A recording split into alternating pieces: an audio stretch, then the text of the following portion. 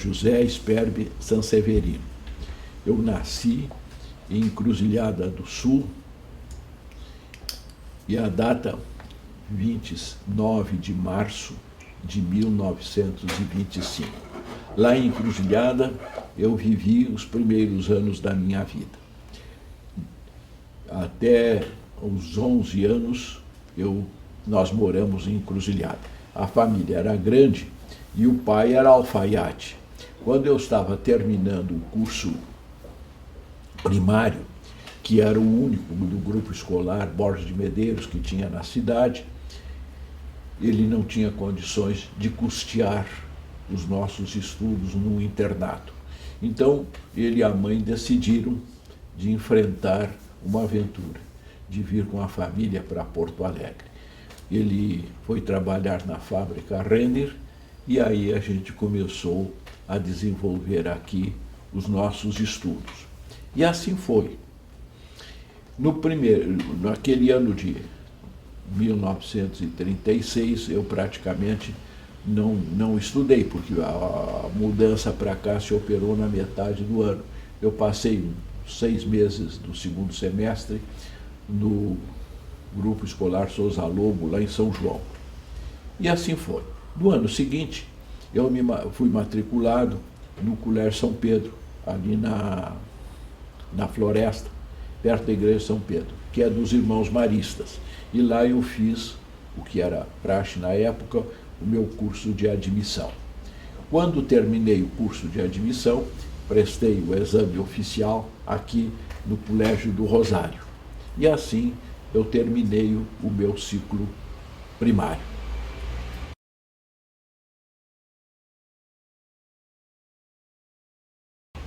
No ano seguinte, em 1938, eu adoeci com uma osteomielite na minha perna direita. E como na época não havia antibiótico, então a gente teve que enfrentar, e durante alguns meses eu sou hoje um dos clientes mais antigos do Hospital de São Francisco, da Santa Casa, aí começou a minha vinculação com a Santa Casa. O meu médico, o doutor José Carlos da Fonseca Milano, ele disse, indo lá em casa, me examinou e tudo, e ele se virou para o pai e disse, este menino não tem nada. E se virou para mim e perguntou, filho, onde é que te dói alguma coisa? Eu digo, sim, doutor, dói aqui na perna. Ele apertou e ele disse para o pai, tratamos de hospitalizá-lo porque eu vou operá-lo amanhã. E efetivamente me trouxeram para cá e na tarde daquele dia ele me operou aqui no Hospital São Francisco.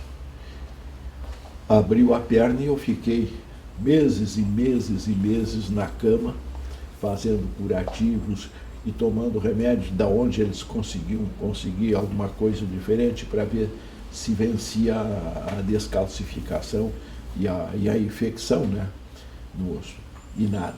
Aí quando foi no início do ano seguinte, ele disse para o pai, olha, ele está crescendo, emagrecendo e enfraquecendo. Isso não dá. Acho que a única solução é a amputação da perna. Aí então me trouxeram aqui de novo à Santa Casa para que o doutor Guerra Blessman, que era um grande especialista na época, desse também a sua opinião. Ele fez uns exames e tudo e disse, olha, o diagnóstico está certo, tem que ser isso. Então aí cuidaram da minha hospitalização de novo no São Francisco e perdi a minha perna. Assim também perdi mais um ano de estudo, né?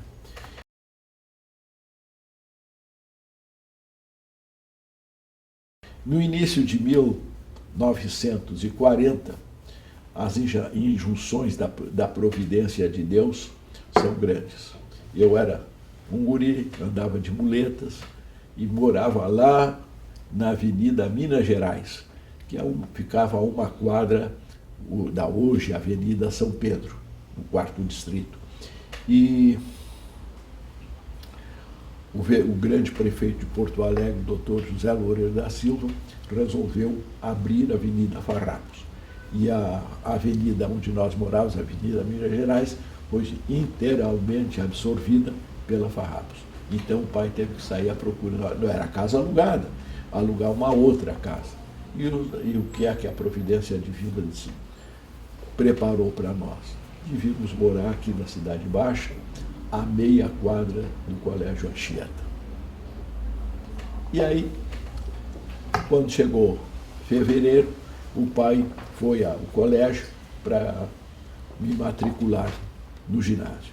Acontece que o padre diretor disse a ele: mas esse menino eu não posso matriculá-lo, porque precisa do exame de admissão.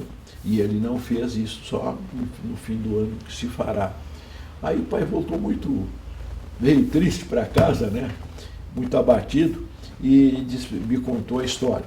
Eu digo: mas pai, eu tenho guardado dentro de um livro, um papel que eu recebi quando eu fiz aquele exame no Colégio do Rosário. Quem sabe aquele serve. E efetivamente era o certificado de conclusão do curso primário dado pela autoridade competente. Aí o pai voltou ao colégio. Aí ele disse: não, mas com isso aqui ele já tem a condição essencial para matriculá-lo. Vamos fazer a matrícula. E assim eu entrei. Todas as turmas do primeiro ano ginasial no Anchieta, naquele tempo, tinham 50 alunos, menos uma que tinha 51, que era a minha, a primeira série C. E aí eu comecei recomecei os meus estudos novamente.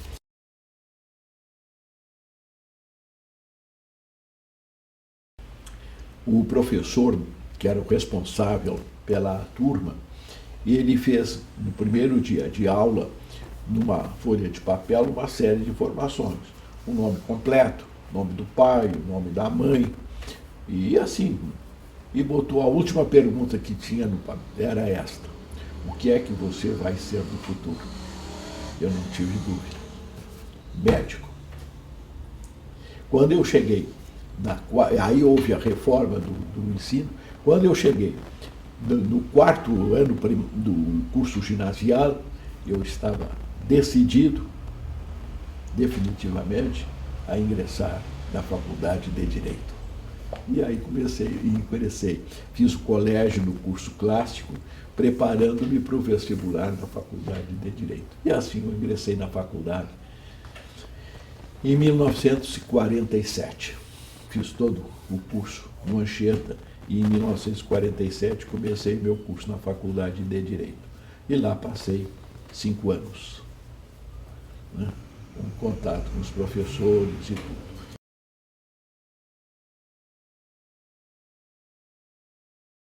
E assim, quando terminei o meu curso, eu tive no último ano um encontro com um professor que marcou a minha vida, que foi o professor Rui Cirne Lima. E ele me convidou, porque pouco tempo depois ele ficou provedor da Santa Casa, para vir ajudar aqui no serviço jurídico. Mas antes eu recebi um convite também do desembargador Baltazar Gama Barbosa para ser secretário da Faculdade de Direito da PUC. De modo que, alguns dias depois de formado, eu assumi a secretaria para organizar o vestibular daquele ano lá. Mas tinha um espaço livre e eu vinha para cá ajudar no serviço jurídico. Não tinha um serviço jurídico organizado, e cada vez que tinha qualquer situação, ou na Justiça do Trabalho, ou na Justiça Comum, eu ajudava o andamento dos processos, ia aos cartórios, etc. E assim comecei muitas vezes, eu mesmo paguei as custas dos processos do que eu ganhava, porque não tinha nada. O meu trabalho sempre foi trabalho dedicado para a Santa Casa gratuitamente. E assim eu comecei a minha vida profissional.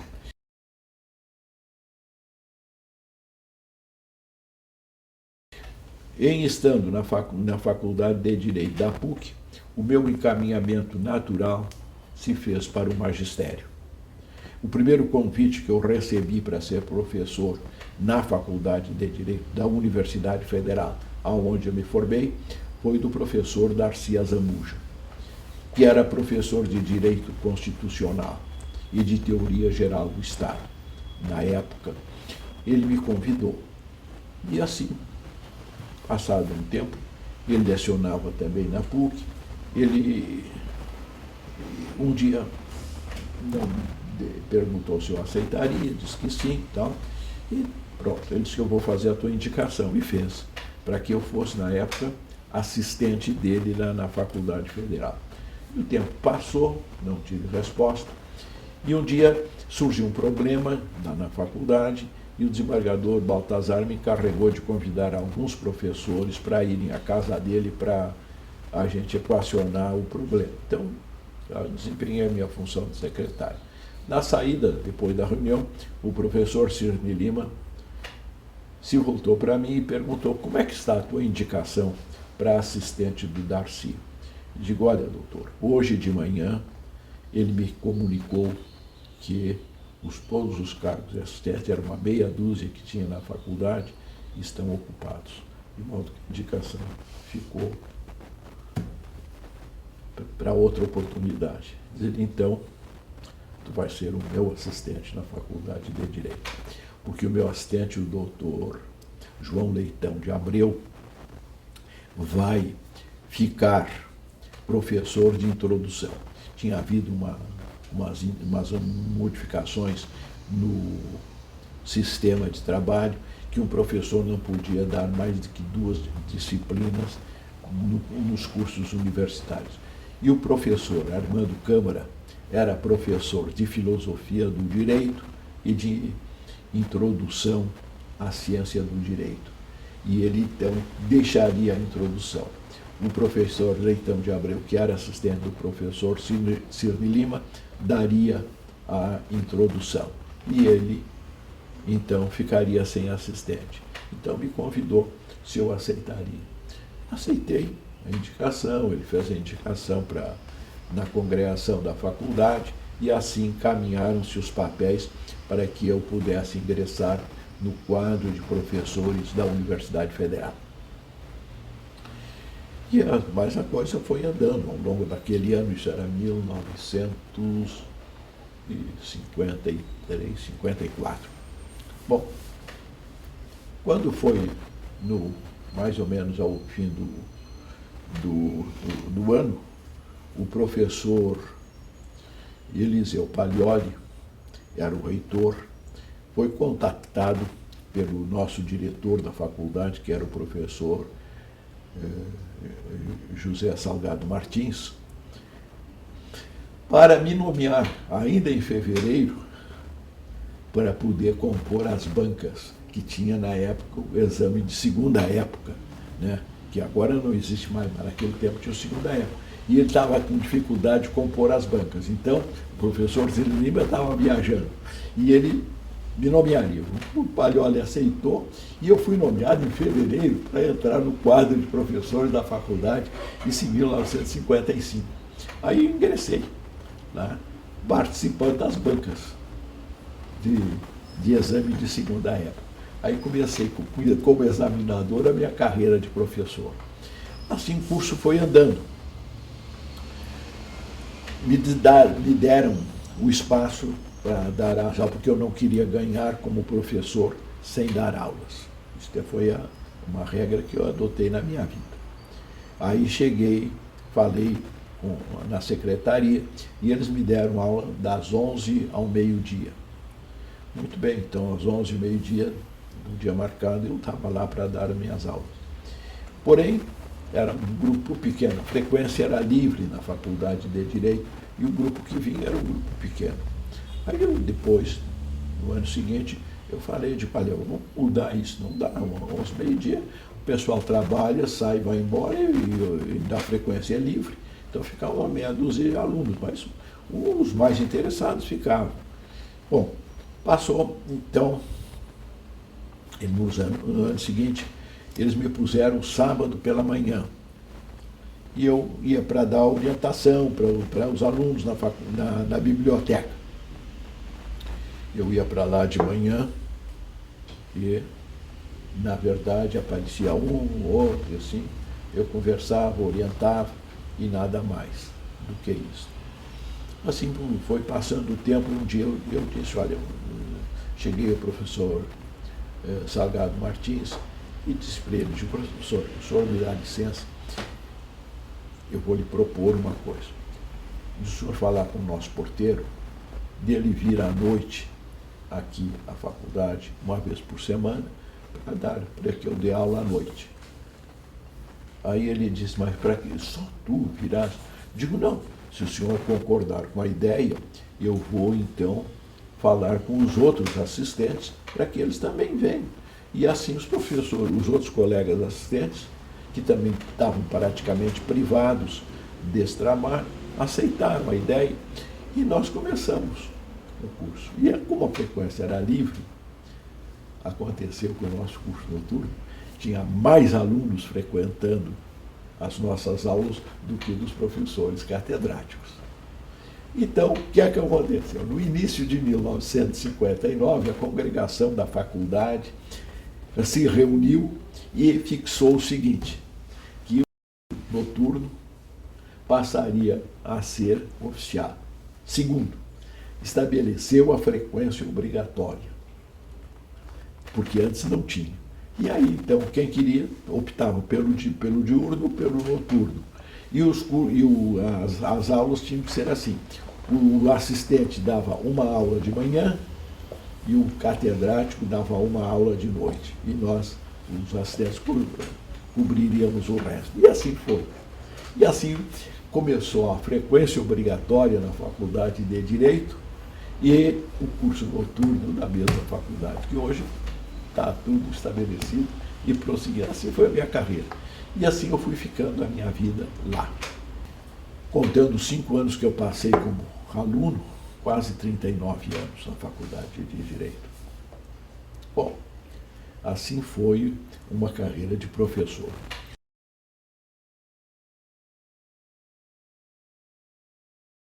Essa carreira de professor foi entremeada de muitas outras coisas. Porque enquanto eu estava na secretaria da faculdade de Direito da PUC, eu comecei a cogitar de uma situação. Afinal, a gente faz 5 anos de faculdade de Direito, trabalha com leis. E quem faz as leis? Quem faz as leis são os integrantes do Poder Legislativo, os políticos, portanto. Eu digo, é a hora também da gente pensar em colaborar, não só na aplicação da lei, mas na confecção das leis. E aqui, no Rio Grande, naquela época, isso era o ano de 1953,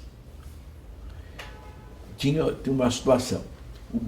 Existia no Brasil o Partido Democrata Cristão, e o Partido Democrata Cristão não tinha diretório no Rio Grande, porque o presidente do partido, o Monsenhor Arruda Câmara, era um deputado pernambucano, ele sonhava em criar no Rio Grande o diretório do partido com as lideranças católicas. Porém, estas estavam fixadas, ou no PSD, no Partido Libertador, na União Democrática Nacional, no PTB, e no Rio Grande não é tradição de se virar camisa. Então, naquele tempo, né, hoje já não diria o mesmo. Bom, e aí, nós começamos. Eu comecei a conversar com colegas, né, ex-colegas, e assim a gente chegou.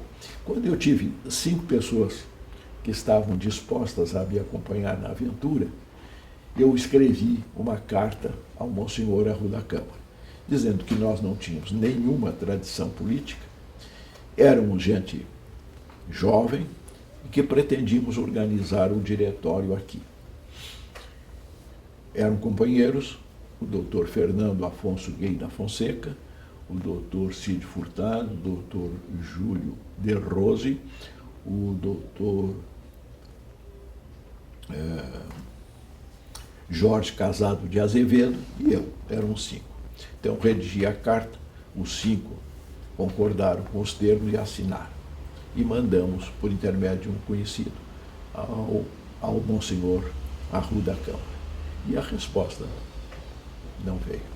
Mas nesse período até foi bom, por isso que eu digo que a providência divina também se encarrega.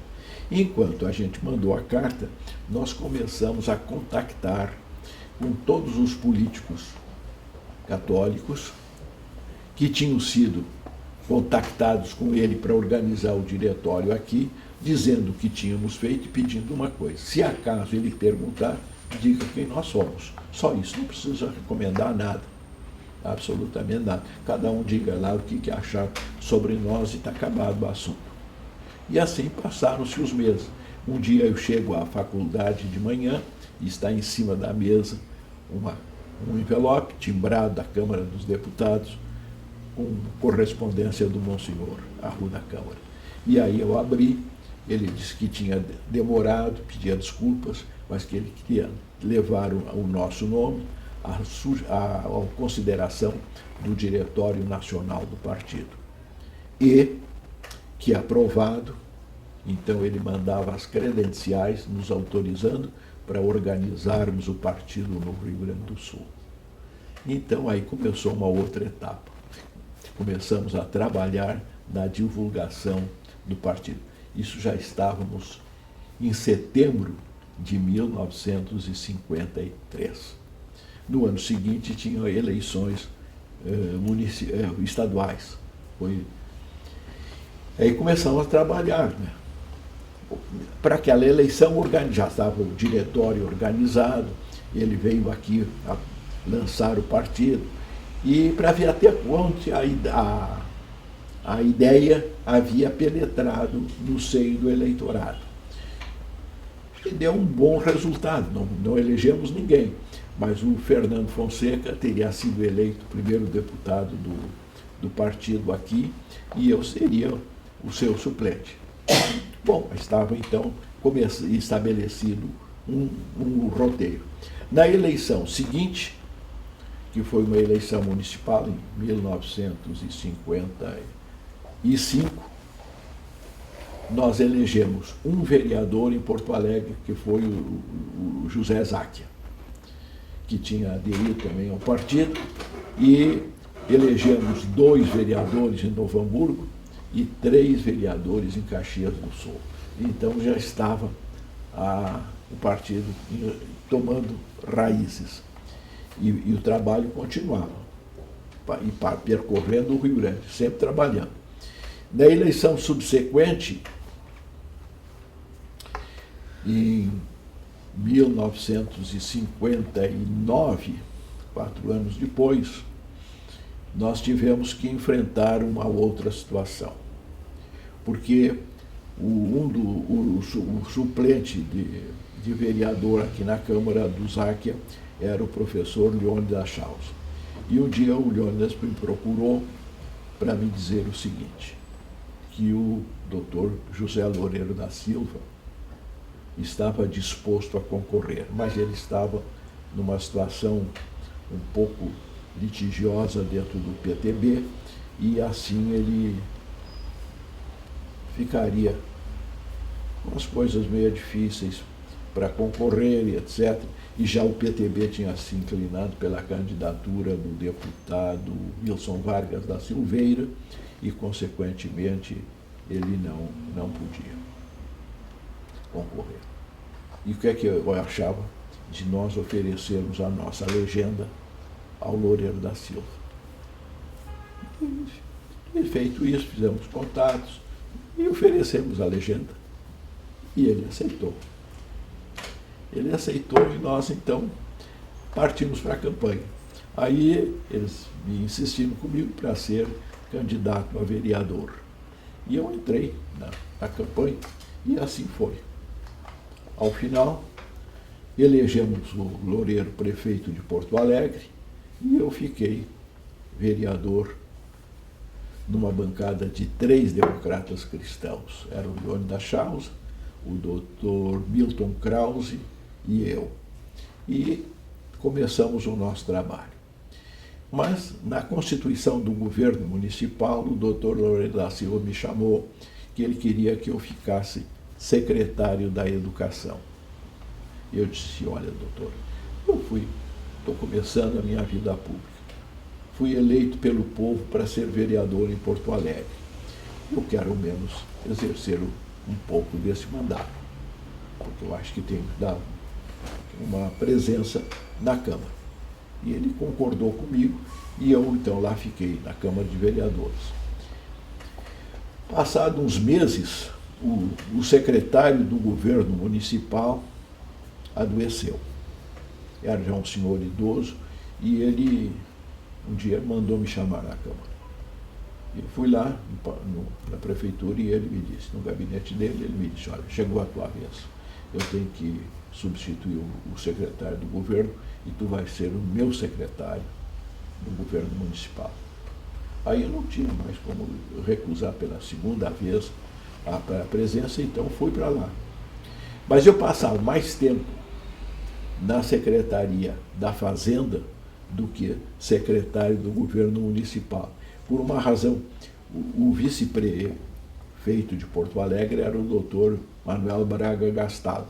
E cada vez que ele se afastava, o prefeito me mandava para a Secretaria da Fazenda, em substituição. E assim eu passei. Foram momentos difíceis, né? Porque os vencimentos do funcionarismo estavam atrasados mais de 3 meses, que era a herança que nós tínhamos recebido do governo anterior. E assim foi uma luta. E aos poucos, um dia que eu estava lá, consegui no mês pagar 1 mês e meio de salários. Foi uma alegria, né? E assim foi, assim nós encaminhamos. E eu fiquei lá na secretaria, até um dia que aconteceu uma coisa não muito agradável, mas dessas coisas que dentro das injunções políticas, que o doutor Bonô também conhece, né, às vezes acontece. E eu fazia todas as tardes, porque o sistema era diferente dos atuais, um contato com o diretor-geral, com o tesoureiro e com o senhor que era o responsável pelo pagamento das contas dos fornecedores do município, em que a gente percorria os saldos bancários da prefeitura na rede bancária de Porto Alegre para ver o quanto tinha entrado naquele dia e, consequentemente, programar a aplicação daquele recurso no dia seguinte. E assim eu fui fazendo, todas as vezes. Até que um dia aconteceu de eu destinar para uma secretaria 1 milhão de cruzeiros para pagar. Não cobria toda a folha, mas estava ali. Também ficou tudo estabelecido. No dia seguinte, quando eu cheguei lá, o diretor-geral com o tesoureiro me procuraram e disse, olha, doutor, aconteceu isto. Nós não pudemos cumprir com o que estava estabelecido no esquema. Eu digo, por quê? Porque o doutor Gastal, o Loureiro, tinha ido aos Estados Unidos conseguir do Banco Interamericano uma verba para construir a hidráulica do Menino Deus. E ele, então, me disse o seguinte, o doutor Gastal mudou o esquema e destinou isso para pagar uma empresa e tal. O que é que eu faço? Eu contei o tesoureiro. Eu disse, quem é o prefeito de Porto Alegre? Sou eu ou ele? É ele. Então, cumpre a determinação do prefeito. E me manda uma máquina de escrever. Mandou a máquina de escrever e eu bati o meu pedido de demissão. Estava encerrada a minha função. Aí, quando chegou nas mãos do prefeito o pedido de demissão, ele ficou nervoso e convocou uma reunião do secretariado. Isso era uma sexta-feira de tarde. Convocou uma reunião do secretariado extraordinária para sábado de manhã. E, diante de todo o secretariado, ele me pediu desculpas pelo que ele tinha encaminhado. E eu fiquei naquela situação e eu disse, olha, doutor, um homem, e só um homem de caráter, como o senhor, podia ter o gesto que o senhor acaba de ter, de reunir o secretariado e pedir desculpas pelo ocorrido.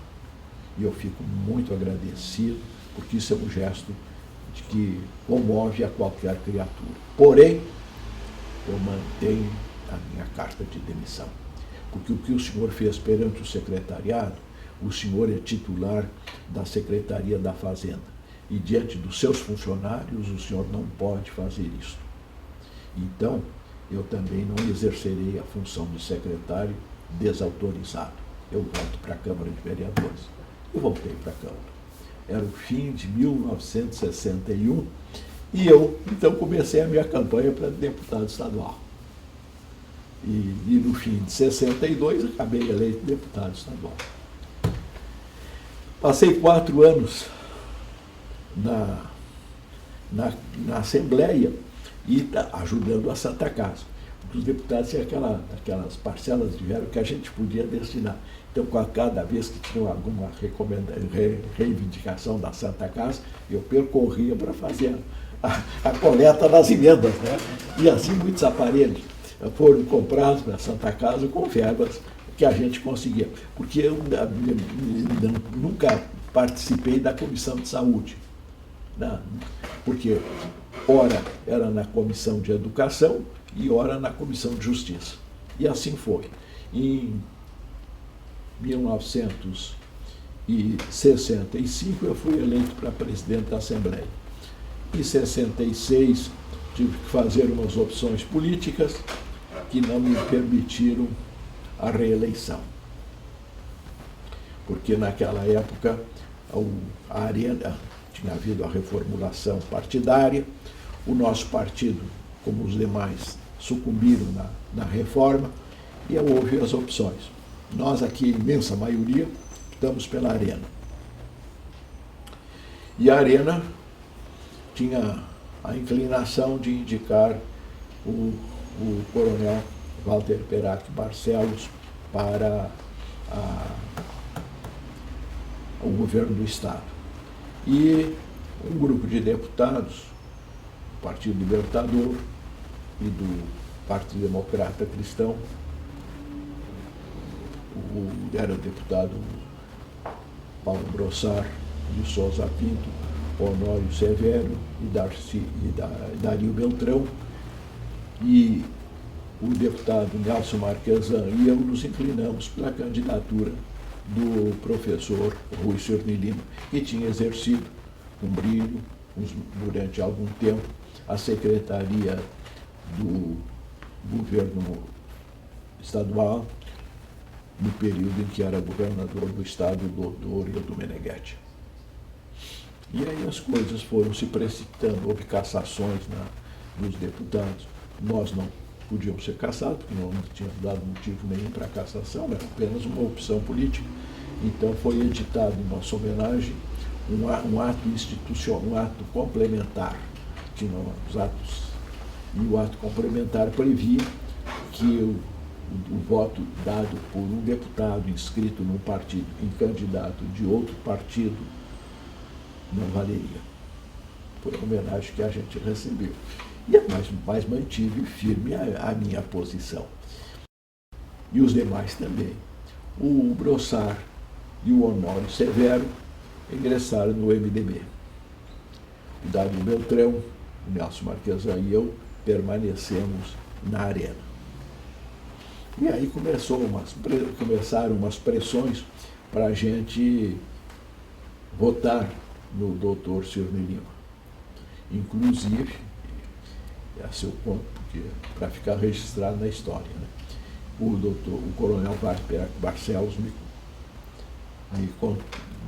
foi à casa do deputado Simval Guazelli, que era aqui na Praça Dom Feliciano, no edifício Dom Feliciano, e esperou por mim. O Guazelli foi lá em casa e me disse: olha, o coronel Perac quer falar contigo. E eu fui lá. E ele instou comigo. Ele me disse que não tinha nada contra as nossas opções, mas ele tinha um temor, que como tinha havido cassações de deputados do MDB, não tivesse quórum, assembleia, para escolher o governador do estado. E ele então fez um apelo para que eu comparecesse. Digo, o senhor não precisa fazer esse apelo para que eu compareça. Eu comparecerei na Assembleia, não tem problema. E se eu já sou do partido, vou comparecer. Só o senhor me desculpe, eu não tenho absolutamente nada contra o senhor, mas, porém, eu vou manter a minha coisa, vou votar em branco. Aí ele disse, não, mas então vamos fazer assim, tu votas no Rui. Eu disse, olha, coronel, isso eu não farei. Eu não farei do doutor Cirne Lima, um cacareco qualquer que tinha acontecido em São Paulo, tinha eleito um bicho lá, um rinoceronte, né? Um vereador em São Paulo. E digo, isso eu não farei. Se ele fosse candidato, eu votaria nele, ainda que o meu voto, por força do ato institucional, não, do ato complementar, não tivesse valor. Porém, como ele não foi registrado como candidato, ele não entra. E eu não tenho por que votar nele. Ele concordou, mas o senhor pode estar descansado que eu comparecerei lá, votarei em branco e farei a declaração de voto que deve estar lá nos anais da Assembleia. Assim, foi. Aí, consequência disso, eu não me reelegi deputado. Fui o candidato do partido mais votado aqui em Porto Alegre, mas não obtive os votos suficientes para continuar na Assembleia. E aí fiquei sobrando, né? Mas voltei para o meu chão, que era a Faculdade de Direito da Universidade Federal, e para recomeçar a vida.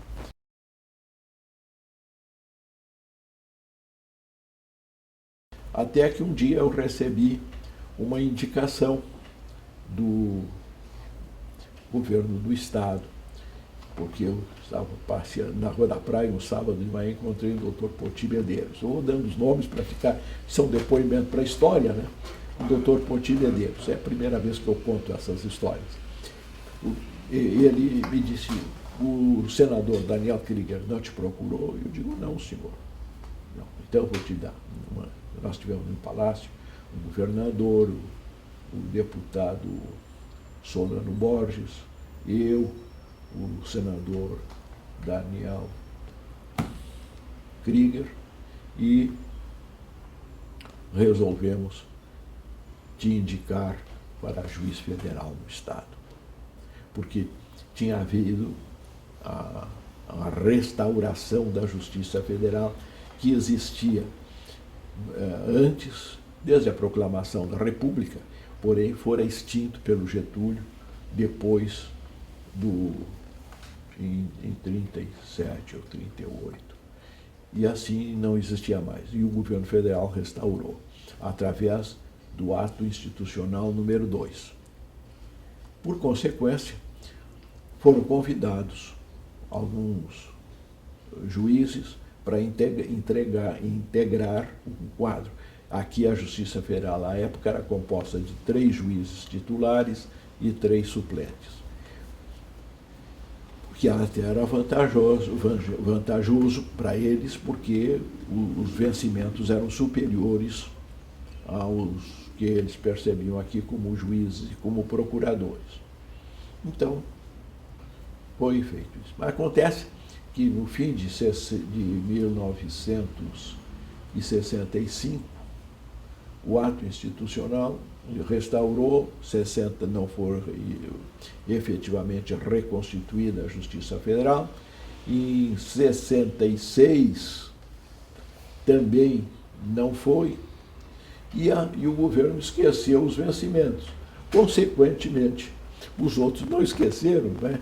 Os vencimentos de juiz federal ficaram abaixo dos vencimentos para a magistratura estadual. Os desembargadores ganhavam mais, porque não tinha sido restaurado. E aí, quando ele cogitou, em 1967, de efetivamente dar continuidade ao que já estava estabelecido no ato institucional, muitos dos que tinham sido indicados recusaram a indicação. E aí sobraram 2 vagas de juiz federal e 1 vaga de juiz federal substituto. E aí eu fui indicado para uma das vagas de juiz federal. O processo, o senador Daniel Krieger me pediu meu currículo, forneci o currículo, ele levou ao presidente da República, o presidente da República aceitou, era o Castelo Branco, mandou ao Senado e o Senado aprovou a indicação. Aí ocorreu o seguinte, o mesmo fenômeno que tinha acontecido aqui, tinha acontecido em São Paulo. E alguns juízes substitutos entraram com um mandado de segurança no Supremo Tribunal Federal, entendendo que aquelas vagas de juiz federal eram para serem ocupadas pelos substitutos. E, com um mandado de segurança, suspenderam as posses dos juízes que tinham sido aprovados pelo Senado. E o tempo foi passando, foi passando. Um dia eu fiquei assim, mas eu não sabia de nada, né? Aí eu disse, mas eu já tinha me desvinculado de todas as outras atividades que eu tinha, porque como juiz eu não poderia ser. Minha carteira de advogado eu tinha devolvido à Ordem dos Advogados do Brasil, porque como magistrado eu não podia advogar. E aí, um dia de manhã, eu fui à Casa Civil e falei lá, o doutor Dentes, que era o titular, não estava, mas estava o substituto dele. Eu expliquei para ele o que estava acontecendo e eu não sabia nada do que tinha havido. Aí o doutor Jorge Moreira, que era o substituto dele, mandou um telegrama a Brasília para o doutor Júlio de Rose, que era o chefe do escritório do Rio Grande do Sul lá. E ele, então, foi se informar o que estava acontecendo. E aí tomou conhecimento do mandado de segurança. Quando ele tomou conhecimento do mandado de segurança, ele foi a Brasília, ao Senado, ao Supremo Tribunal Federal. E foi ao Supremo Tribunal Federal saber o que estava vendo. Quando é que, naquela tarde, estava sendo julgado o tal mandado de segurança. O relator era o ministro Temístocles Cavalcanti. E ele votou favoravelmente à indicação do presidente da República, que não tinha razão os juízes substitutos de São Paulo. E o Supremo acompanhou o voto e, consequentemente, estava aberta a possibilidade de nós sermos indicados. Mas o curioso foi que, de tarde, depois do telegrama, nós passamos de manhã, de tarde, o chefe da Casa Militar do governo do Estado me telefonou e disse, olha, tem um telegrama aqui para o senhor. Digo, deve ser resposta ao telegrama que nós mandamos pela manhã, o senhor pode abrir e ler, porque não tem segredo aí. Aí ele disse, olha, as posses estão suspensas por essa razão. Então, aí quando ele estava lendo o telegrama, ele disse assim, olha, agora chegou outro telegrama. Que continue, pode ler também, pode abrir e ler para mim, porque deve ser a continuação de alguma informação. Era o Júlio informando que naquela tarde ele passara lá no Supremo, o Supremo tinha negado a segurança para os juízes e que íamos ser chamados para posse. Bom, assim foi. Aí fui lá, daí uns 3 ou 4 dias depois, a Brasília, com a minha documentação toda, para tomar posse. Cheguei lá, o secretário naquele tempo não era o Tribunal Federal de Recursos, o nosso Tribunal Superior. E ele disse, olha, está tudo em ordem, só que não pode acontecer a posse, porque o nosso presidente foi a São Paulo, ele era de São Paulo, e não voltou. E eu não sei que, sem ele eu não posso marcar posse de ninguém. Bom, aí eu fiquei lá conhecendo o Tribunal de Recursos, né? Encontrei um ministro que era aqui de Rio Gaúcho, que era aqui de Rio Pardo, o ministro Henrique Dávila. Aí quando ele soube que eu era filho de Encruzilhada, ele queria saber notícias dos conhecidos dele da Encruzilhada e tal. E foi. Assim eu fui ficando. Passei um pedaço da tarde lá.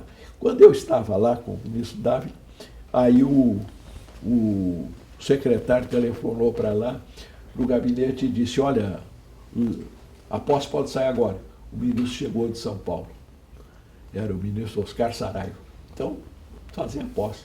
Não tinha ninguém, era só nós, o pessoal da casa, e passou um médico que cuidava do serviço de saúde do tribunal e que era gaúcho. Ele chamou: ô doutor, venha cá, represente o povo do Rio Grande da posse desse juiz. E assim eu voltei de lá empossado, juiz federal.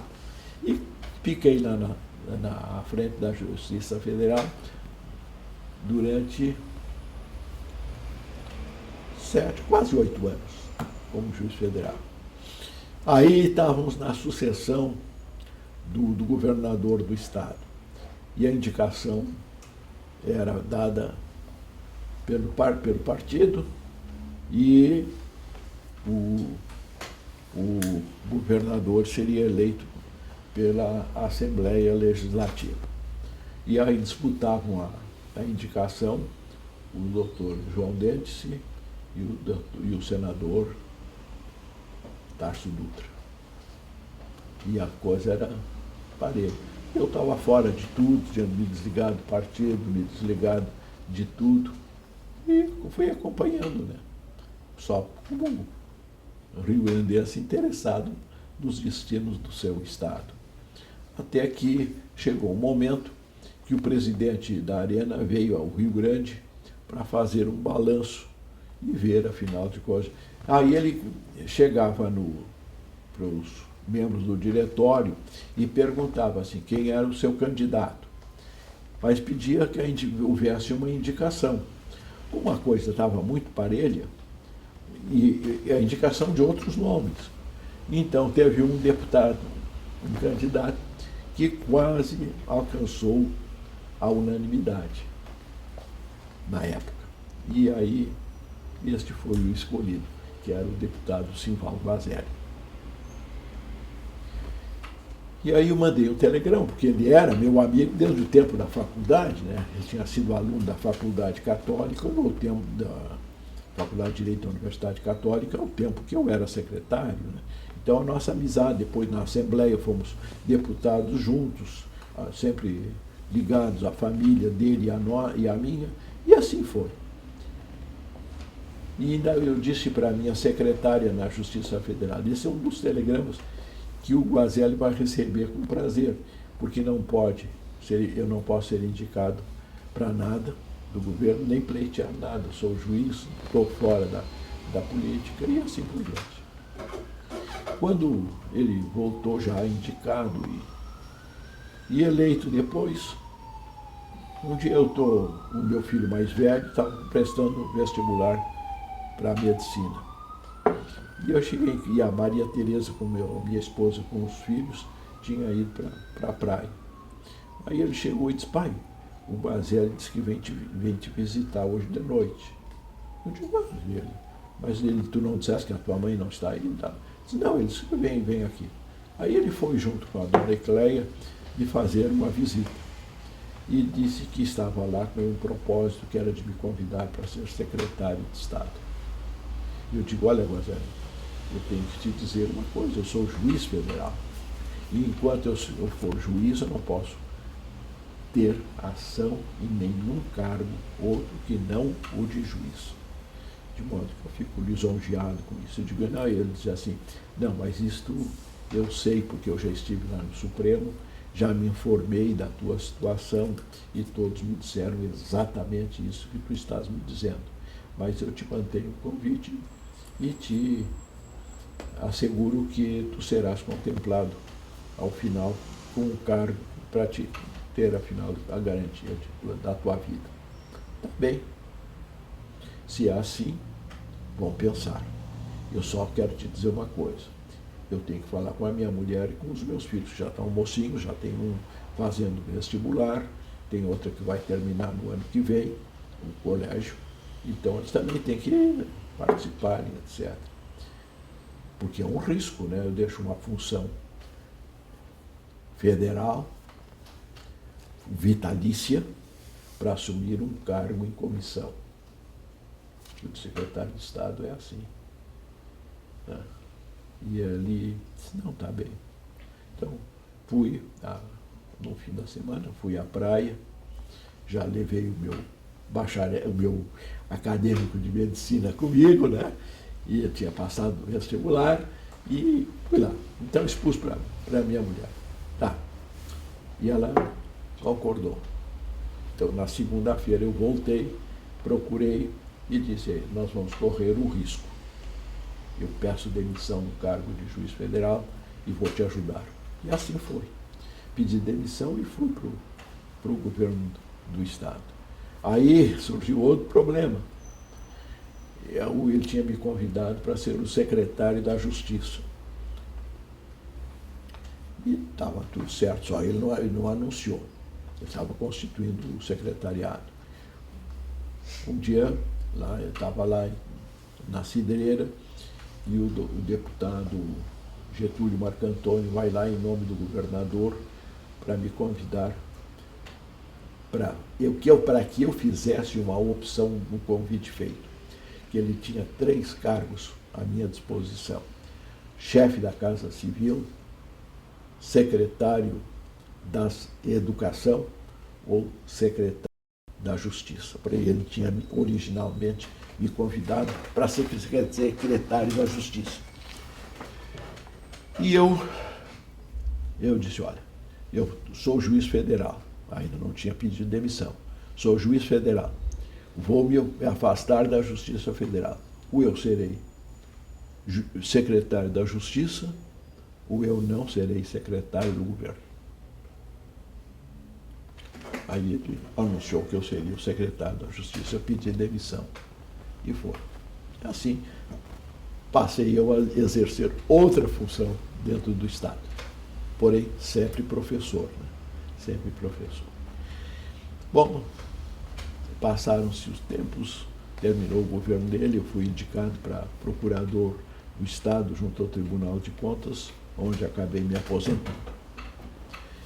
E vem agora e a Santa Casa?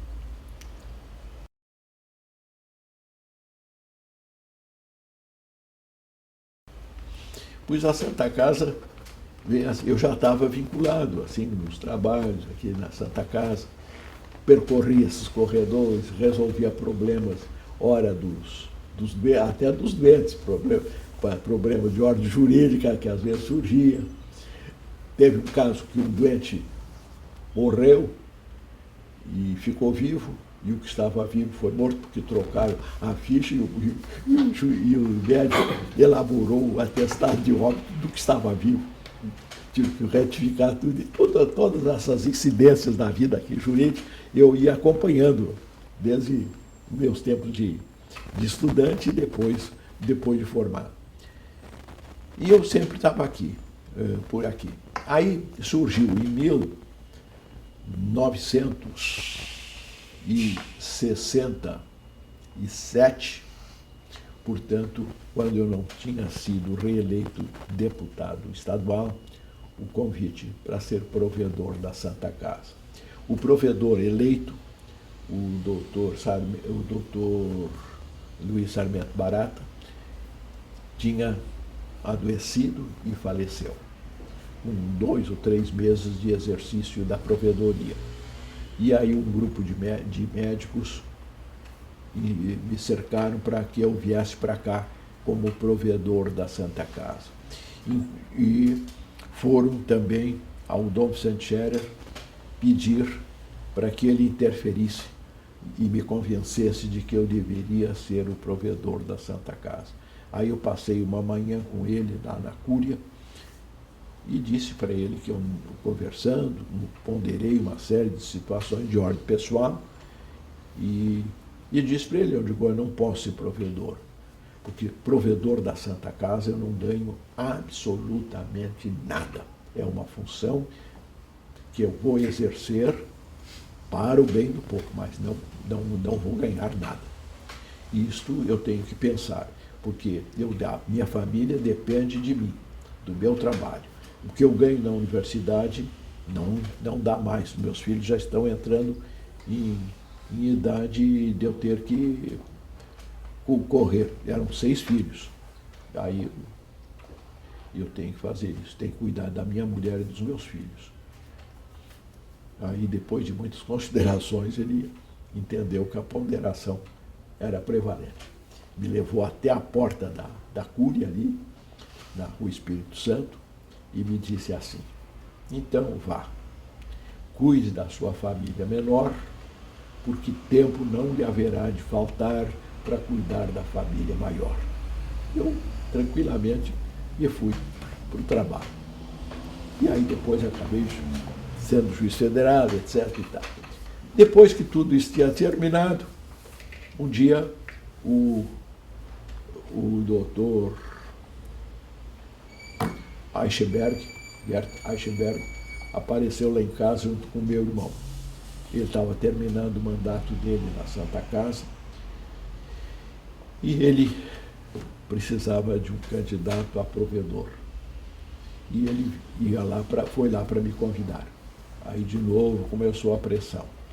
E eu disse: eu não posso, eu não estou aposentado ainda na universidade. E tinha mais, estava a indicação, inclusive, para eu ser diretor da Faculdade de Direito, dos colegas. E assim eu digo: mas isso eu não posso agora. Quando eu não ficar livre, eu vou ser, eu ajudo. Mas agora eu não posso ainda, não tenho condições. E assim foi, durou um tempo. Era telefonema de toda a ordem lá para casa, para me convencer que tinha chegado a minha vez. Foram ao Dom Vicente e ele me chamou de novo e expliquei para ele tudo. E ele concordou. Aí surgiu o desembargador José Danton de Oliveira como candidato a provedor e foi eleito. 3 anos depois, terminou o mandato ia terminar o mandato do doutor Danton de Oliveira e de novo surgiu o problema. E aí tinha um grupo que queria que Dom Vicente viesse a ser o provedor da Santa Casa. E Dom Vicente não queria. O que ele fez? Tocou o telefone lá para casa e me pediu para aparecer lá na Cúria, que ele queria conversar comigo. Então veio, ponderou certa coisa. Eu disse: mas Dom Vicente, eu não posso. Eu não posso ser candidato a provedor ainda, porque eu não estou aposentado, nem na PUC, nem na URGS, e eu tenho que chegar à minha aposentadoria para depois ter tranquilidade de exercer essa função. Aí, depois de toda uma manhã de conversa, ele me disse assim: se não for o senhor, serei eu, porque a pressão em cima de mim é muito grande. Eu digo: então eu vou lhe dizer de antemão, com grande alegria, o senhor tem o meu voto, porque eu sou irmão da Santa Casa, votarei no senhor no dia da eleição, para o senhor ser o nosso provedor. Ele acabou aceitando, né? E depois foi aquela história que todo o Rio Grande conhece. A Santa Casa estava, e o doutor Germano Bonneau é testemunha disso, afundando, para não dizer que já estava quase afundando, né? Estava afundando. E aí o Dom Vicente veio para cá e teve que enfrentar uma dificuldade muito dura. E aconteceu um episódio que o doutor Germano foi parte, né? E ele me contou que o provedor da Santa Casa, o cardeal, estava em uma situação desesperadora, foi procurar o governador Jair Soares, que já tinha auxiliado a Santa Casa várias vezes como ministro de Estado que for. E aí então ele estava. E ele precisava de dinheiro, porque o pessoal que trabalhava aqui não recebia, parece que uns 4 ou 5 meses, era uma coisa desesperadora, né? A Santa Casa estava a ponto de fechar até que se pudesse recuperar. E aí o governador falou com o seu secretário da Saúde, que está aqui conosco, né? O doutor Germano Bonneau, e o doutor Germano disse: efetivamente, a situação da Santa Casa é uma situação de dinheiro, porém também ela carece de uma reforma administrativa. E o governador pediu ao secretário da Saúde que dissesse isso do provedor. E ele disse. E ele teve uma atitude que só um grande homem pode fazer. Ele disse: eu sou um padre, eu não entendo de administração hospitalar. E o governador aproveitou a chance e disse, e se eu indicar alguém, né, para lhe ajudar? Ele disse, eu aceito. E, efetivamente, o doutor Germano Bononi indicou o doutor João Polanski e constituíram uma comissão, vieram para cá e ensejaram o início da reforma administrativa da Santa Casa. Eu tive a oportunidade de um dia, numa visita a Dom Vicente, dizer para ele isto, aqui na provedoria. Dizer, o senhor, com a sua autoridade moral, o senhor salvou a Santa Casa. Porque o senhor fez uma coisa que eu não poderia fazer, que era receber a colaboração do governo do Estado, ao ponto de que eles me crucificassem aqui na praça, na frente da Santa Casa, porque eu estava querendo entregar ao governo do Estado a maior obra social da igreja. E o senhor pôde fazer isso, e o senhor salvou a instituição. Aí, quando o tempo passou, eu cheguei à minha aposentadoria na faculdade. Procurei o reitor e disse que eu ia pedir a minha aposentadoria, porque eu estava beirando aos 70 anos.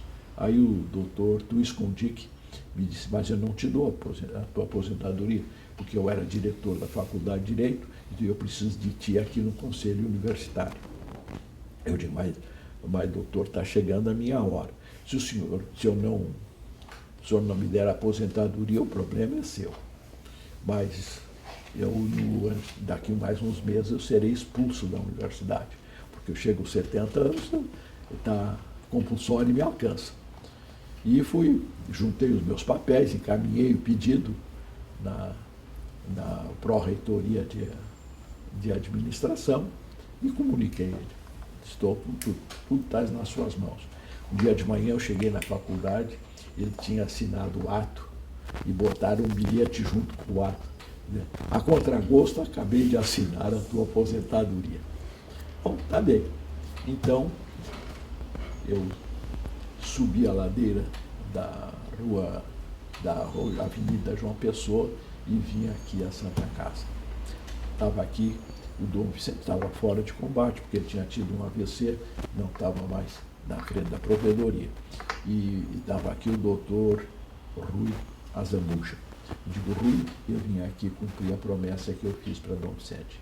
Eu disse a ele que o dia que eu me aposentasse na universidade, eu me poria à disposição da Santa Casa. De modo que eu estou hoje aposentado, recebi agora o meu ato e eu vim aqui cumprir a promessa. Eu estou à disposição dele.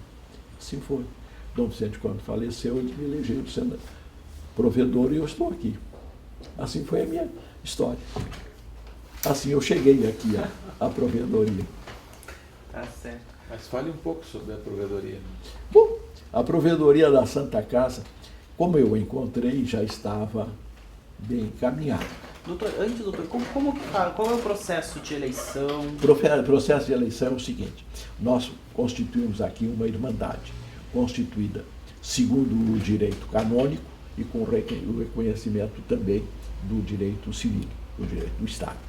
E pelo que a gente chama, porque a modelagem hoje já está um pouco mudada, veio ainda da tradição portuguesa, porque quando o Brasil, descoberto por Portugal, começou a aparecer, todos os atendimentos de saúde eram feitos através de Santas Casas de Misericórdia, que seguiam o modelo da Santa Casa de Misericórdia de Lisboa, que agora já tem mais de 500 anos. Eu fui a Lisboa para assistir a cerimônias que marcaram o 5º centenário da Santa Casa de Lisboa.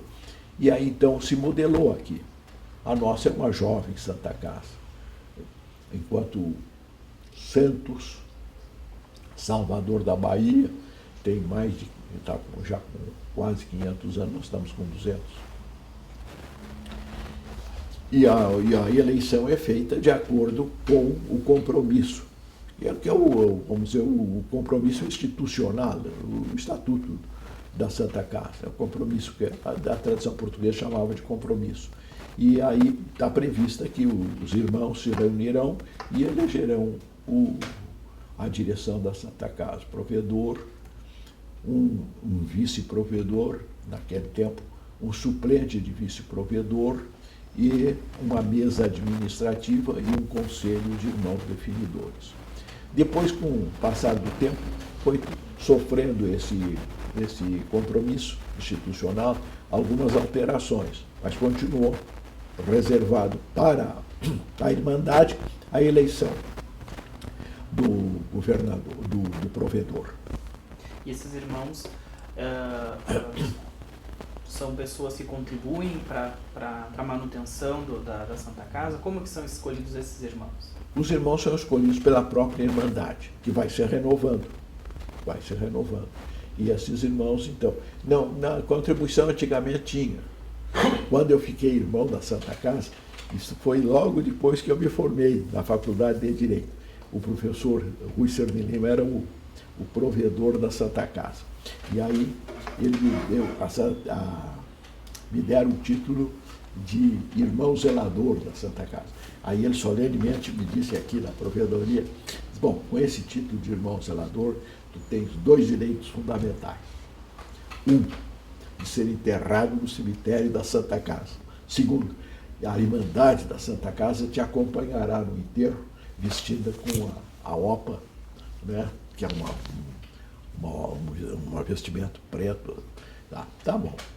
Acontece que quando eu cheguei aqui, depois já tinha extinto o direito de ser enterrado lá no cemitério. E a OPA também foi extinta por Dom Vicente Scherer, né? Não se usa mais. Eu mandei fazer uma OPA para mim. Porque o provedor tem que ter, né? Sabe por que isso? Porque era uma coisa, às vezes, meio constrangedora. Eu ia numa solenidade da Irmandade de São Miguel e Almas, e eles estavam todos vestidos, e eu assim, como estou aqui. Aí eles disseram, não, mas então bota um alvo. Eu digo, não, eu não pertenço à Irmandade. Aí mandei fazer um para mim, né? Porque assim eu vou de OPA também. Né? E assim, o provedor, pelo menos nessas representações, eu uso a veste tradicional. E assim, esse é o esquema.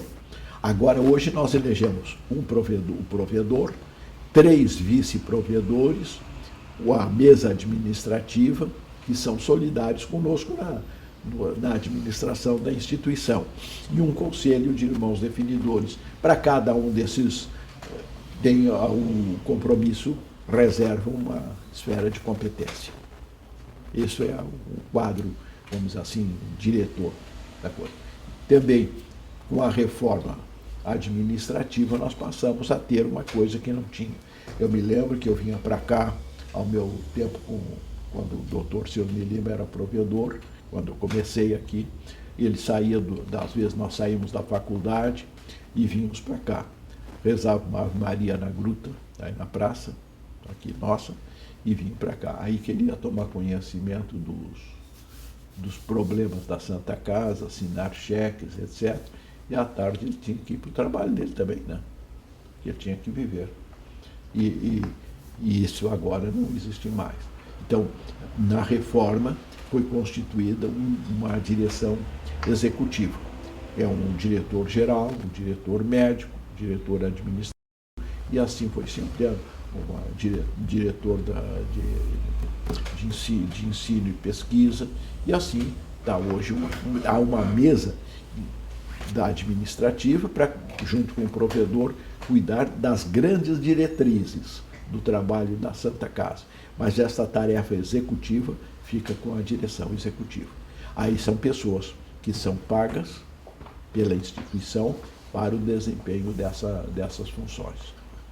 E nós continuamos com a nossa situação de vir aqui sem ganhar nada.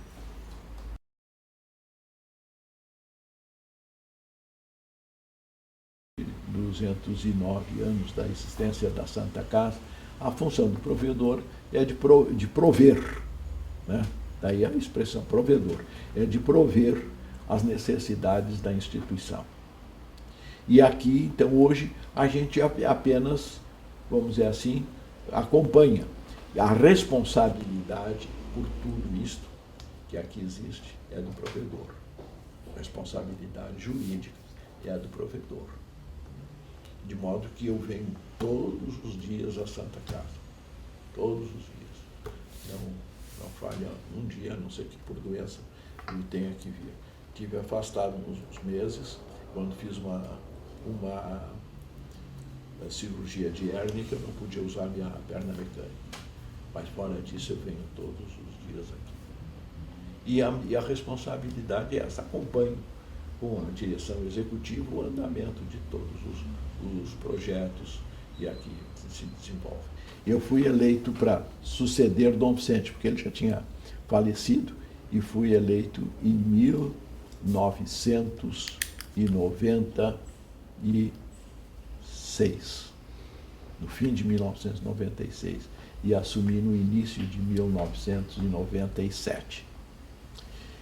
E aí então começamos a enfrentar os grandes problemas da Santa Casa.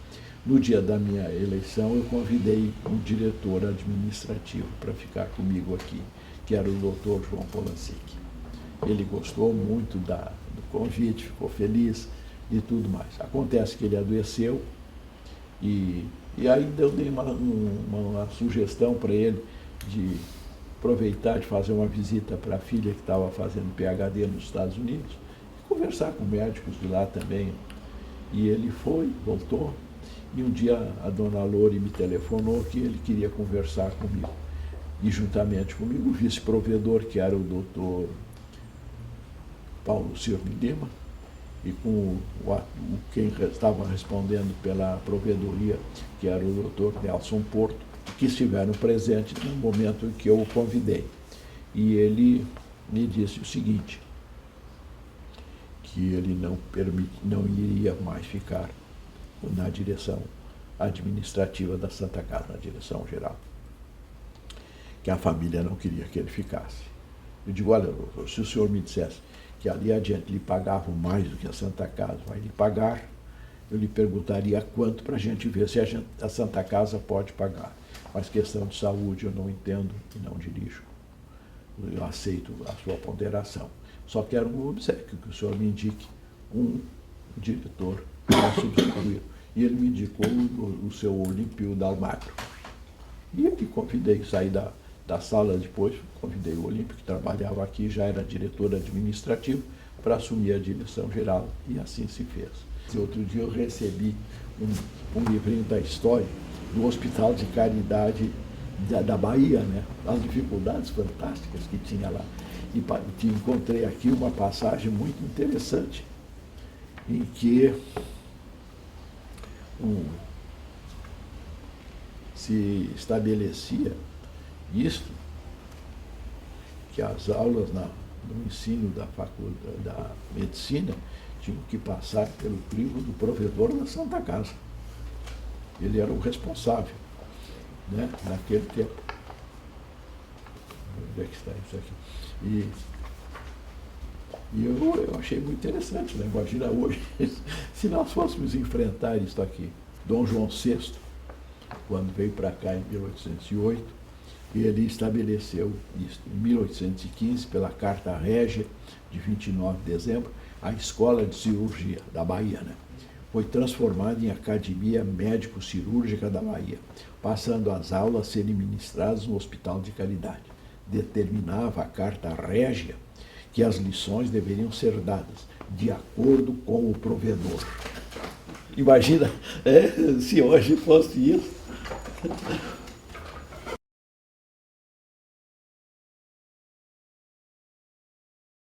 O Hospital Santa Rita estava incompleto, não tinha nem reboco, né?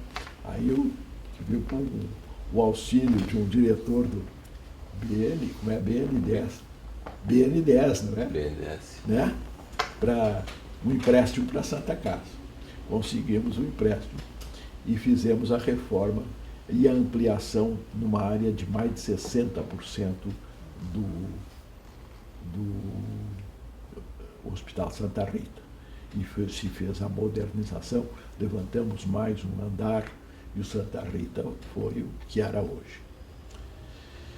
Aquele dinheiro sobrou ainda alguma coisa. E aí surgiu a ideia de então aplicar aquela sobra e tinha mais outros que a gente tinha recebido de uma herança, de aplicar na construção de um centro médico onde se pudesse instalar vários aparelhos dessa tecnologia moderna que a Santa Casa não tinha. E então surgiu. Quando a gente estava naquela cogitação de como é que a gente ia fazer, surgiu também a ideia de ter um centro de transplantes, porque a atividade de transplantar, que estava se alargando dentro do âmbito médico, era uma atividade diferente. Não para todo o tratamento do paciente de transplante é diferente do tratamento de outros. Então tinha que ter um corpo de enfermagem, ponderei uma série de coisas. Então surgiu a ideia de se construir um centro de transplantes. E aí se construiu o Hospital Dom Vicente Scherer em cima daquilo que seria o centro médico. E, consequentemente, nós constituímos o primeiro centro de transplantes da América Latina. E todos os transplantes de toda a natureza possível a gente tem feito lá. Bom, aí estávamos por aqui. Aí surgiu outra coisa. Veio aqui um grupo de médicos do Hospital da Criança Santo Antônio, que queriam que se fizesse a reforma do prédio do Santo Antônio, que era lá na Avenida Ceará. Aí eu pedi para o serviço de engenharia fazer um levantamento aqui, e veio uma perspectiva de orçamento, né, mais ou menos, e era uma fortuna para as nossas condições de saúde. Eu digo, mas aí também não dá, né? Então, vai, vem, conversa, tinha um problema do ensino pediátrico, estava lá fora, não tinha controle, né, por parte da faculdade, e tinha uma série de coisas. Bom, vai e vem, digo, mas esse dinheiro aplicado lá, nós tínhamos um terreno aqui. O que é que nós podíamos fazer? Trazer para cá o hospital e integrá-lo dentro do complexo. Aí, levado o assunto para a mesa, discutido, analisado, etc., acabou sendo aprovado. E aí, inauguramos, há 10 anos atrás, o Hospital da Criança Santo Antônio aqui e fizemos a mudança de lá para cá. E ainda no ano de 2002. Hoje, este ano, vamos comemorar 10 anos. E 10 anos em que o hospital foi distinguido com o mais alto reconhecimento de uma comissão internacional que, pela excelência dos seus serviços, deu-lhe esse título. Foi o primeiro hospital pediátrico do Brasil a obter esse credenciamento. E assim vai. Agora a gente está cogitando mais umas reformas, né? Graças ao governo do Estado, quando o governador, o doutor Antônio Brito, nós tivemos um auxílio para a construção do nosso laboratório, e embaixo ficou também o serviço de emergência do SUS. É evidente que aquilo ali hoje já está superado, a parte do SUS, né? Ficou muito pequeno, não tem mais condições, nós vamos ter que estar cogitando agora uma reforma para ampliar aquilo lá, porque a nossa emergência está muito pequena aí. E tem tempo que tem que fechar, porque não adianta. Aí construímos aquele, entre o Hospital Dom Vicente Scherer e o Hospital Santo Antônio, também aquele prédio, e ali instalamos uma emergência para convênios. Vamos te dizer, e já um irmão me disse isso aqui, que a Santa Casa de hoje não é mais a Santa Casa. Eu digo, é Santa Casa, e continua sendo Santa Casa. E ele disse, bom, mas vocês não têm mais as filas de indigentes e de pessoas que vêm aqui à busca do socorro médico da Santa Casa. Eu digo, temos filas. Só que, de 2003 para cá, a fila de indigentes com a gestão plena da saúde por parte da Secretaria do município, com a instalação do SUS que já vinha desde a Constituição de 1988, começou a ser uma fila eletrônica. E os pacientes morrem na fila eletrônica e ninguém fica sabendo. Esta é a triste e dolorosa realidade da implantação da burocracia no sistema da saúde comandado pelo SUS. Quando houve isto, nós tivemos o desagradável desiderato de, da noite para o dia, fecharmos 100 leitos na Santa Casa que eram destinados ao SUS. Isso, a história tem que registrar, ao menos registrar.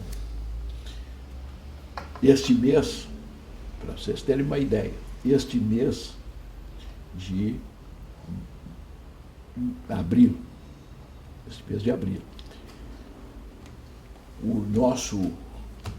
a diferença entre o que o SUS nos pagou e o que nós gastamos com atendimento ao SUS subiu além dos 7 milhões no mês. No mês. E se não fora a política adotada aqui de atendermos convênios e particulares, né, a Santa Casa não pode. E aí isto é o quadro das entidades filantrópicas onde predomina o atendimento pelo SUS. Elas estão todas afundando em dívidas. Outro dia me trouxeram aqui um levantamento das Santas Casas de Misericórdias do Brasil, onde a primeira Santa Casa do Brasil em atendimento, pelo número de pacientes que cobre, é São Paulo, evidentemente. A segunda é a Santa Casa de Misericórdia de Porto Alegre. Agora, nesse apanhado não tem uma constatação, que é a seguinte, que em São Paulo, o governo de São Paulo contribui para a sustentação da Santa Casa de Misericórdia. O município de São Paulo contribui, e além do que eles recebem pelo SUS. Nós não temos isso aqui no Rio Grande. Essa contribuição efetiva, sistemática, depois de muitas campanhas da Federação dos Hospitais Filantrópicos, o ano passado, o governo do estado destinou uma verba de 100 milhões para todo o Rio Grande, e disso dividido em duas parcelas de 50, um pouco veio no fim do ano passado, um pouco deste ano. Para nós chegou o que? Entre 6 e 7 milhões, eu acho que foi anunciado aí na mesa. 3 no ano passado, 3 deste ano. Isso é tudo. E nós só num mês temos mais de 7 milhões para trás. Essa é que é a dolorosa realidade. E a medicina está se tornando cada vez mais cara, né? E nós não fazemos distinção entre o que vem aqui, o conveniado, de qualquer convênio, particular ou SUS. A única coisa é a instalação, porque os outros é uma emergência, numa enfermaria maior, ao passo que os outros têm quarto privilegiado. Mas isso faz parte. Acho que tem que ser absolutamente realista. Mas isto vai. Mas estamos melhorando. Vendemos o prédio que era o Hospital da Criança Santo Antônio, lá na Ceará, e reformamos o pavilhão Cristo Redentor aqui. E o que antes eram enormes enfermarias, ficaram divididos em quartos com 3 leitos, um banheiro próprio e toda a acomodação para o pessoal do SUS. O nosso ambulatório de emergência tem o que se pode ter. Não muito mais, porque é muito pequeno. Né? E vão estar lá, mas vai. Prestando serviços. E assim é a vida da gente aqui. Enfrenta problemas de noite, né? Vence uns, fica meio amarrado nos outros, mas vai levando para frente. E com o auxílio de Deus, a gente tem conseguido fazer com que a Santa Casa seja hoje o que é. Muitas vezes eu vejo que quando vem esses congressos médicos e vem médicos de outros estados daqui, e mesmo pessoas de outros países, e chegam e dizem que isso aqui não pode ser uma Santa Casa. Essa é a constatação dolorosa. Não pode ser uma Santa Casa. Porque é o seu estado, no que tange a saúde, o ensino da medicina, não só do serviço da saúde, mas do ensino da medicina, nós já fomos berço de 2 faculdades de medicina aqui, né? Uma da faculdade hoje integrada na Universidade Federal do Rio Grande do Sul e a outra que se converteu também numa universidade, que é a Fundação da Universidade da Saúde. Ambos nasceram aqui dentro.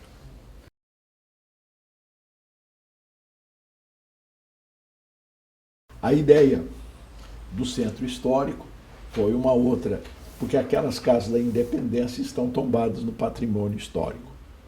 Então, se decidiu aqui, já isto antes de eu chegar aqui, de se fazer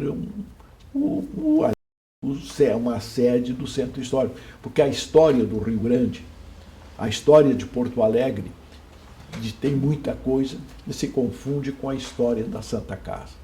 Porque quando a Santa Casa foi criada aqui, Porto Alegre não chegava a 4.000 habitantes. E foi construída aqui, nesse alto, para não contaminar os habitantes que ficavam lá naquela ponta do gasômetro, né? E assim ficou. Hoje, outro dia alguém me perguntou se hoje a cidade não contamina a Santa Casa, né? Bom, e assim foi. O centro histórico, então, um dia eu estava conversando numa roda, eu digo, olha, o centro histórico é uma preocupação, ele é mantido, o centro histórico da Santa Casa tem uma personalidade jurídica distinta da personalidade jurídica da instituição Santa Casa. Exatamente para que o que a gente consegue, por essas leis que regem as doações às instituições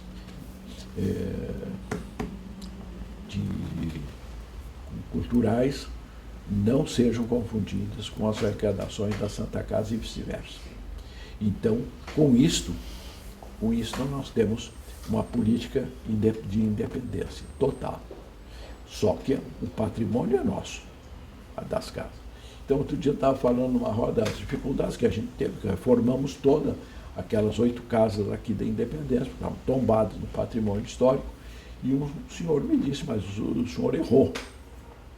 Porque isso foi feito já depois que eu assumi a provedoria. O senhor errou. Porque quando uma casa está tombada no patrimônio histórico, a gente não faz o que o senhor fez. A gente deixa que a casa tombe e faz o que quiser em cima. Essa é a política cultural. Mas nós fizemos o que parece ser o correto. E está lá. E se Deus quiser, até o fim do ano, princípio do ano que vem, nós vamos inaugurar.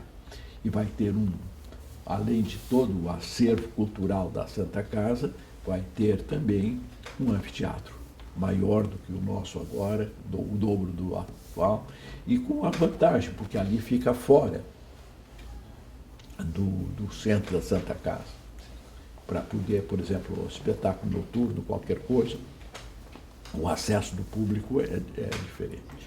Bom, aí surgiu o que modernamente a gente tem que chamar, né, o ônus do progresso, né, que era a quantidade de veículos que tinha aqui. Esse espaço que foi ocupado pelo Hospital Dom Vicente Scherer e o que foi ocupado pelo Hospital Santo Antônio servia de estacionamento. Depois que foram demolidas umas casas velhas que lá tinham, todo estava. Porém, surgiu uma dificuldade, onde estacionar os carros. Aí, quando estavam construindo os 2 hospitais, foi mais ou menos concomitante, surgiu a ideia de se construir uma garagem. E lá estão 2 pisos abaixo do nível da Independência para botar automóveis. Mas não, um tempo depois, estava superado também aquilo. E aí se partiu para a ideia de aproveitar aquele terreno em frente da Faculdade de Engenharia para construir ali uma grande garagem. Então, foi feito o projeto e aí começou uma luta, que durou, acho que uns 3 ou 4 anos, para se conseguir aprovar o projeto, porque sempre tinham objeção pela frente. Chegou a ser levantada esta objeção, que a construção daquele edifício da garagem ia perturbar o serviço do Observatório Astronômico de Porto Alegre, que é um prédio velho que pertence ao patrimônio da Universidade Federal, que não é usado mais. Mas isso é o cúmulo, que quantas barreiras teve que se vencer. Até que o projeto foi aprovado, e de novo nós tivemos uma colaboração boa, fizemos um empréstimo e construímos o prédio, que agora já está servindo para isso. E agora tem a Faculdade de Medicina, ou melhor, a Universidade da Saúde, tem que ampliar o seu serviço, né? Então eu acho que tinha ali uma certa expectativa de ocupar aquele espaço, então ampliando para lá a universidade. E eu fiquei sabendo, mas isso depois, que tinha um procurador do Ministério da Saúde que já tinha se proposto a elaborar um projeto declarando de utilidade pública para fins de ensino aquele espaço. Mas aí nós ganhamos. Ganhamos. E construímos e lá está. Servindo. Agora, o que é que está acontecendo? A Universidade da Saúde pediu para a gente reservar algumas vagas para professores e alunos. O edifício do outro lado da avenida, da rua Sarmento Leite, também vieram aqui procurar vagas. Os edifícios antigos não tinham garagem, né? Não tinha espaço. Agora vem procurar aqui. A gente vai. Digo, não. Porque, na verdade, de noite daria, né? Porque de noite tem muito espaço. Mas acontece que de manhã cedo já começam a chegar os funcionários, os médicos, etc., para atender o serviço. Aí não tem mais vaga. E uma família que o carro não sabe para que horas. É meio difícil, mas em todo caso vamos ver o que é que vai dar. Mas está sendo ocupado já na integralidade. Agora falta fazer, evidentemente, o ajardinamento ali fora e retificar ali o contorno da Sarmento Leite para entrar na Oswaldo Aranha, aquele trecho. Isso depende da IPTC, tem que mudar postes, etc. Isso vai demorar um pouco, mas está lá. Porque ainda está muito feio ali. Outro dia eu falei com um senhor que não sabia que ali tinha construído um edifício, porque quem passa de alto ali não vê, né? Porque aquele muro alto e feio encobre. E a pessoa fica lá preocupada com o trânsito. Mas é essa a realidade. E assim a gente vai levando e lutando. E já se passaram 16 anos aqui. Com eu aqui à frente da Santa Casa. Espero que esse mandato que me foi confiado agora seja o meu último. E eu vou chegar beirando aos 90 e passar o meu substituto, os destinos da Santa Casa. Deus há de prover que isto vai acontecer.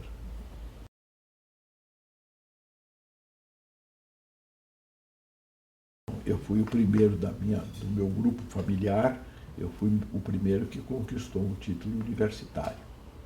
Né? Meu pai era alfaiate, minha mãe era costureira, e graças ao esforço deles eu cheguei onde cheguei. E depois, hoje, eu tenho essa satisfação, que eu tenho 3 médicos na família, né? Meu filho mais velho é médico gastroenterologista e faz endoscopias. A minha filha é médica e faz a genética.